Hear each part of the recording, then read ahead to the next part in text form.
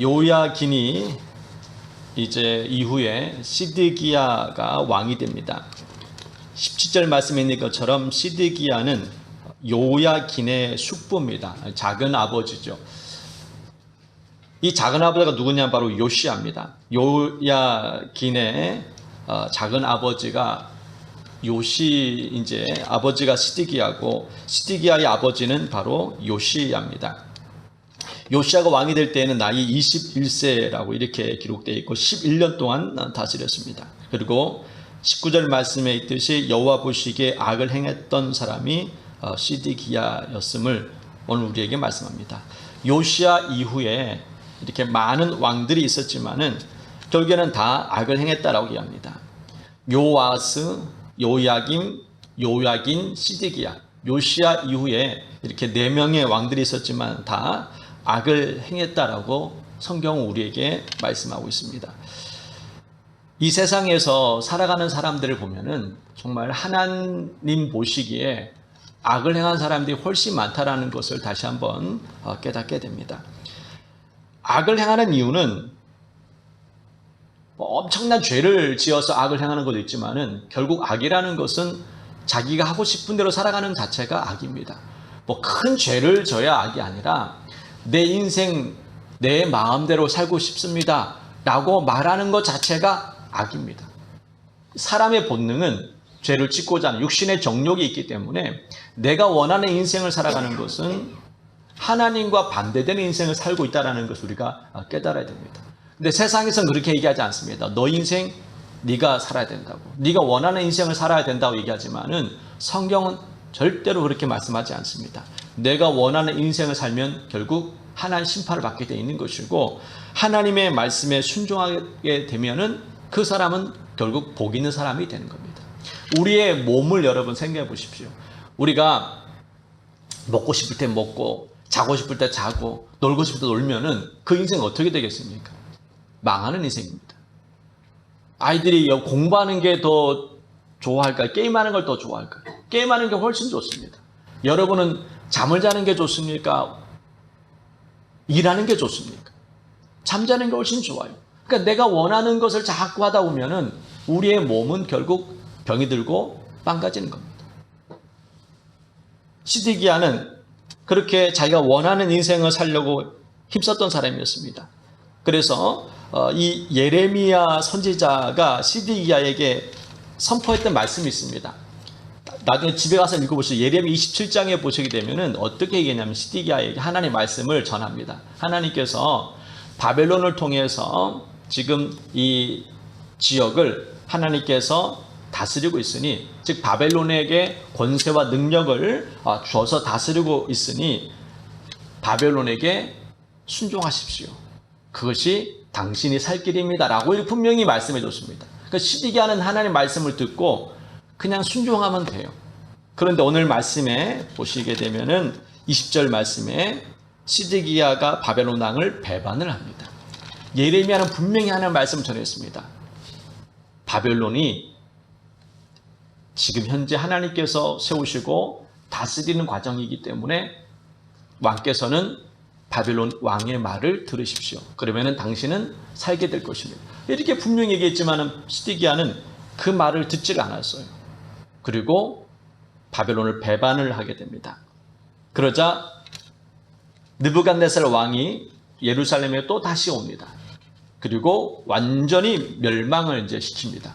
여태까지는 그래도 나라를 유지하도록 만들었는데 시드기야를 통해서 나라를 유지하도록 만들었어요. 그렇지만은 시드기야가 배반을 하자 바벨론이 군대를 이끌고 와가지고 보시게 되면은 2절에 25장 2절에 보시면은, 자 1절과 2절에 보시면은요, 시드기야 제9년 10째 달 10일에 바벨론이 왔습니다. 그리고 2절에 보시면은요, 시드기야 왕 제11년까지 포위되었더라. 그러니까 1년 6개월 동안 예루살렘을 포위한 상태입니다. 여러분 1년 6개월 동안 밖에를 나가지 못하니까 어떻게 되겠습니까? 3절 말씀에 기근이 심하여 굶주릴 수밖에 없지요. 양식이 다 떨어지자 결국에는 굶어 죽는 사람들이 생겨나기 시작하고, 그래서 스스로 포기하게 됩니다. 예루살렘을 그냥 그 군대가 어마어마한 군대가 예루살렘 주위를 병을 이제 쌌으니 나가지도 못하고 그 안에만 살아야 되잖아요. 이제 그 안에 있는 양식이 얼마나 버틸 수 있겠습니까? 길어야 몇 개월이죠. 그 다음부터는 이제 사람들이 죽어나가기 시작하는 거예요. 그래서 결국에는 차라리 죽는 것보다 차라리 나가서 쭉 결국에는 문을 열게 되고 결국 망하게 되는 모습을 보게 됩니다. 그리고 17절 말씀에 있는 것처럼 시디기야가 어떻게 이제 죽게 되는지를 보게 됩니다. 7절 말씀에 보면은요, 그의 아들들을 그가 보는 눈앞에서 죽입니다. 그리고 시디기야는 두 눈을 빼고 쇠사슬에 끌려서 바벨론으로 끌려가는 모습을 보게 됩니다. 결국 거기서는 이제 죽게 되는 모습이 나옵니다. 예레미야를 통해서 분명히 바벨론의 말을 잘 들으라고 했음에도 불구하고 시디기야는 왜 배반했을까? 현실에 맞지 않는 거예요. 어떻게 바빌론의 말을 들을 수 있느냐? 그리고 왕이니까 아마 자존심도 있었을지도 모릅니다. 그래도 내가 왕인데 굴복하느니 차라리 죽겠다, 뭐 이런 생각 가지고 있을지도 모릅니다. 여러분도 그럴 때가 있으면 차라리 자존심 상하느니 차라리 죽겠다고 그렇게 생각하는 사람들이 가끔씩 있습니다. 시디기야가 그런 부분이 있었던 것 같아요. 뿐만 아니라 하나님의 말씀을 듣는 것보다는 자기의 뜻에 따라서 살아가는 것, 자기가 원하는 것을 행하는 것이 훨씬 좋다라는 생각을 했습니다. 그러니 하나님의 말씀을 듣지 않고 자기가 원하는 방향으로 가는 겁니다. 애굽을 도움을 청합니다. 지금 바벨론에서 우리가 좀 고통당하는데 우리를 도와주라고. 그럼 내가 상당한 값을 주겠다고. 근데 애굽이 올라오다가 바벨론이 워낙 강하다 보니까 오히려 애굽이 쫓겨나갑니다. 이스라엘을 도와주러 왔다가 오히려 패배를 당하게 되죠. 결국에는 예루살렘도 멸망하게 되는. 그래서 우리가 오늘 이 말씀을 통해서 한 가지는 꼭 기억했으면 좋겠습니다. 여러분, 말씀에 순종한다는 것은 어렵다고 생각합니다. 순종하는 건 어렵다고 생각해요. 그러니까 순종을 잘 하지 못해요. 그런데 여러분, 나중을 우리가 생각해야 됩니다. 지금 시디야가 하나님의 말씀에 순종한다는 것이 쉽지는 않았을 거예요. 너무 고통스러우니까 삶이. 이 어려운 삶을 벗어나고 싶었던 겁니다. 그러니까 하나님의 말씀에 순종하면 계속 바벨론에 의해서 지배를 당하게 되고 자기는 꼭두가시잖아요. 시키는 대로 해야 됩니다. 너무 자존심 상하고 너무 힘든 겁니다. 백성들도 바벨론에 의해서 어려움을 겪게 되는 겁니다. 차라리 이렇게 사느니 차라리 더 다른 나라의 도움을 통해서 이 어려움을 벗어나자라는 생각을 했던 겁니다. 근데 그렇게 될 줄 알았지만은 오히려 더 큰 어려움을 겪게 됩니다. 우리 인생도 마찬가지입니다. 우리 인생도 하나님의 말씀에 순종하면 손해보는 것 같고 힘들어지는 것 같고 내 삶이 더욱더 고난이 따를 것처럼 보이지만은 그러나 시간이 지나고 나서 우리는 깨닫게 됩니다. 내가 원하는 인생을 살려고 애썼지만은 결국 얻는 것은 없다는 겁니다. 삼손 같은 경우에도 이 시기와 비슷하잖아요. 두 눈 뽑힌 일이 벌어졌잖아요. 삼손도 자기가 원하는 인생을 살았습니다. 분명히 자기의 사명이 있음에도 불구하고 사명보다는 자기가 원하는 인생, 즐거운 인생을 살고 싶었습니다. 드릴라를 만나서 하루하루 삶이 즐거웠습니다. 행복했어요. 기쁨이 있었습니다. 그렇지만은 결국에는 두 눈이 뽑히게 되고 연자맷돌을 돌리는 신세가 되어버립니다. 그때서야 그가 깨닫고 나서 하나님의 일을 감당합니다. 시디기야도 이렇게 어려움을 겪게 되는 모습을 보면서 하나님과 함께하지 않은 인생, 즉 하나님의 말씀에 순종하지 않고 살아가는 인생은 잘 될 것처럼 보이고 내가 원하는 삶을 살아갈 수 있는 것처럼 보이지만은 결과적으로 볼 때는 남는 것이 하나도 없다라는 거. 여러분 주위에 여러분 하나님 믿지 않는 사람과 믿는 사람이 우리는 있습니다. 믿는 사람의 그 삶과 믿지 않는 삶을 항상 잘 살펴보십시오. 믿는다고 해서 다 말씀에 순종하는 사람은 아닐 거라 생각합니다. 여러분 자신도 생각해 보십시오. 내가 하나님 말씀에 순종해 살았을 때의 삶과 내가 원하는 인생을 살기 위해서 그냥 적당한 타협하면서 살았을 때의 모습은 분명히 다를 거예요. 지금 당장에 내가 원하는 것을 얻고 그렇게 살아가는 것이 훨씬 편하고 좋을 줄 몰라요. 그렇지만은 어느 순간에 문제가 터질 때가 있습니다.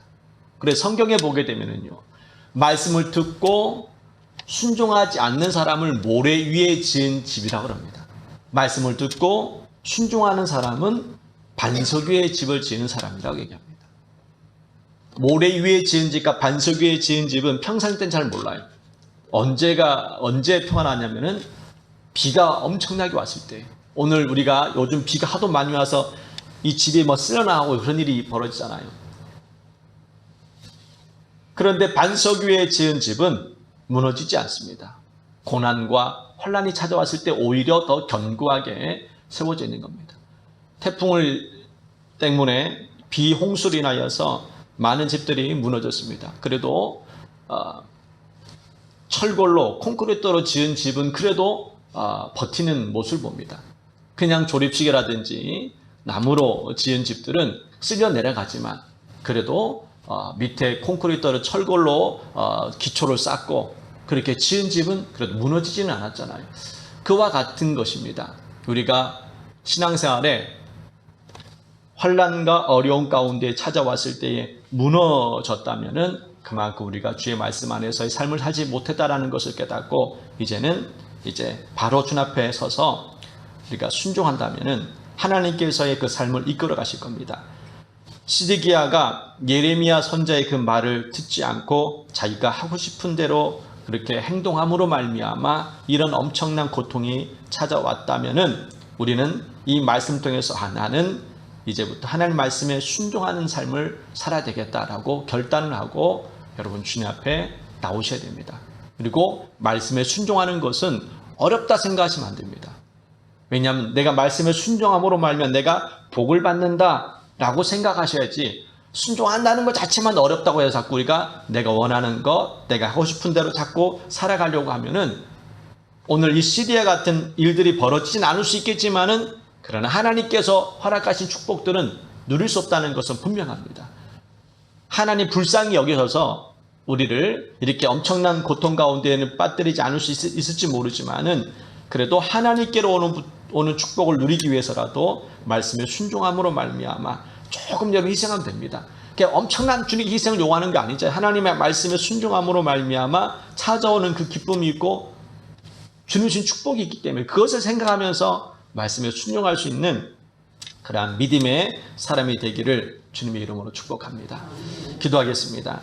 하나님 아버지, 주님께서 시드기야에게도 분명히 주님께서 예레미야를 통해서 말씀하셨음에도 시드기야는 그 말씀을 듣지 않고 자기가 원하고 자기가 하고 싶은 일들을 행합니다. 그러므로 말미암아 큰 고통을 당하는 모습을 보면서 우리가 이 땅에 살아가면서 내가 원하는 인생이 있습니다. 그러나 우리는 하나님 말씀에 순종하며 그 뜻에 따라서 사는 것이 결국 승리하는 인생이요 복된 인생임을 깨닫고 더욱더 말씀 안에서 믿음 안에서의 삶을 삶으로 반석에 집을 지을 수 있도록 우리를 인도해 주시옵소서. 예수님의 이름으로 기도드리옵나이다.